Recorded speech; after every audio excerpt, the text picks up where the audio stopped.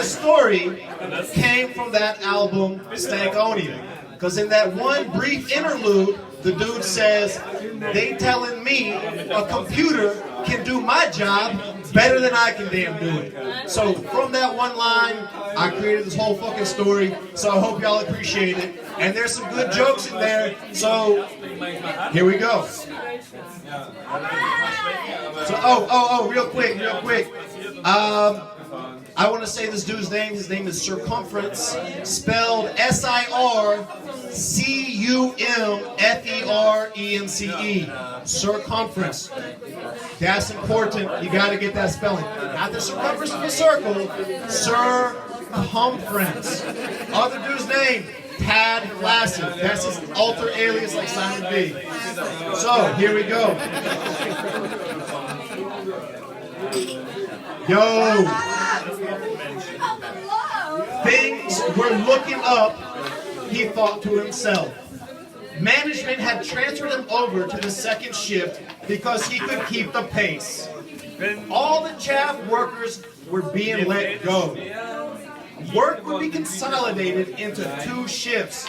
No more third shifts meant that he could maintain a semblance of a normal schedule.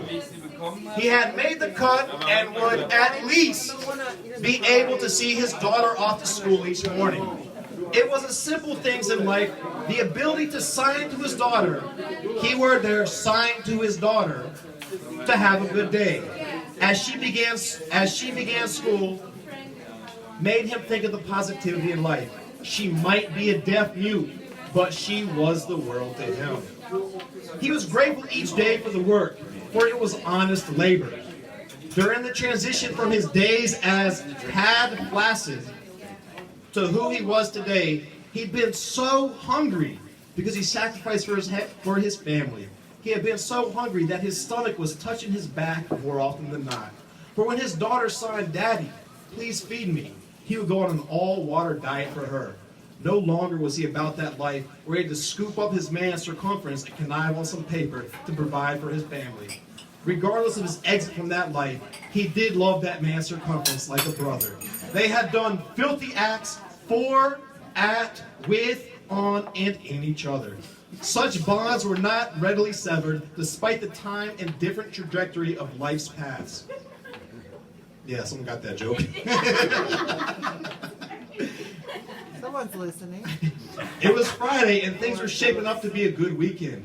But Ball and Chain were taking his daughter for the weekend to her mother's. He looked forward to ending work a bit early. It was the monthly meeting with management concerning quotas, upcoming work, overtime opportunities, and the likes. Work would end by 10, and he guessed he would be out of there by 10:30.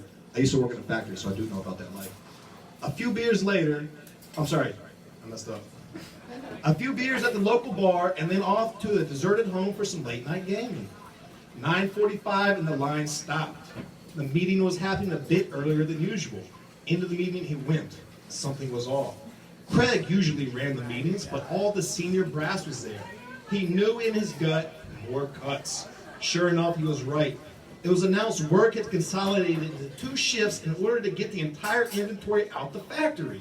Computers and robots would replace most of the workers to ensure the factory wouldn't shut and the skeleton staff would remain on. The security quickly let it be known that there was no time to linger on in the conference room. Go on and get the hell on, you damn unemployed rabble of bums, seemed to be the message. The first stop after work was the gas station.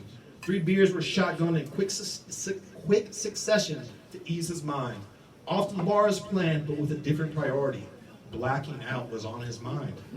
He would explain to the missus when she was back on Sunday evening. He shuddered to think of her reaction. They were just getting back on their feet since his last layoff, and her nursing degree was still a year away. He didn't want to go back to that life, his previous life, which had taken him on the dark roads with his partner, Circumference. He had only just recently escaped from the belly of the beast. That's the Steven Skull movie title. Oh. The bar pulled into view, and with it, his mind turned to alcohol. When he walked in, it was evident the news had preceded him. His factory is one of the few remaining in town where you just needed a strong back. Around him were older men who had fallen on hard times. As their bodies aged, they could no longer keep pace with the hard labor, and they were too stubborn or proud to go back to school. Alcohol seemed to fill the voids in their lives. It was their poison, but at least it wasn't the worst poison available to a man. Heroin in the veins, or opioids, offered, got that? Offered the sweet promise of eternal warm embrace, but one based on chemicals, not the warmth and love his daughter and wife provided him. He sat down and was greeted with a shot on the house. It was standard procedure for Beth the barkeep to provide the first shot free to laid off workers. To hell with management and their constant bitching about lowering costs. Beth knew her clientele. Soon enough, he mumbled to himself, this is from the Outkast, this is Outkast inspiration. Okay. They telling me a computer can do my job better than I can damn do it. Others nodded and muttered in agreement. Soon enough, he was feeling good. It was right where bad men wanted him to be. Drunken, stupid, desperate, and agreeable. Oh. Later on, bad men like Jimmy Fingers or Greedy Greg would pick up the tab. They were human vultures, swooping down to prey on hardworking men. They were the shady types of characters, eager to exploit broken men for their own devious machinations. Entrapment, but not sexual entrapment, was their game. Entrapment in the form of debt bondage. Indentured. Basically indentured servitude. However, payment procured via fulfillment of lustful desires was an option for those in debt bondage. Jimmy didn't care how he got his money. His motto was this, because, oh God. It was Goodfellas or Casino. His motto was, fuck you, pay me. But Greedy Greg, he was another story. He had no such qualms. He liked to pull others down like some shellfish in a bucket to see others' asses squirm like a worm. A broken man was easier to take advantage of and manipulate. That's right, you got that reference. Yeah.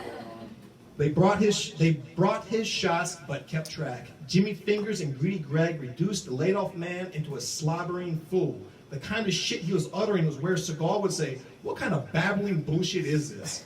Belittling him to drive down his self-worth, to draw him back into the life he had spent years escaping. Badgering him on the money he owed, how he couldn't pay his bills, how he was once a male gigolo and would always be a male gigolo, how he couldn't satisfy his wife, how he would forever be a broke motherfucker unless they offered him a route out. One last massive show for all his former VIP customers. Tad Flaccid would step back onto the stage for one last show while his partner, Circumference, would do the jacking. Greg and Jimmy would set it all up. Beth the barkeep traded a shot at last call for his keys as she shot him a concerned look.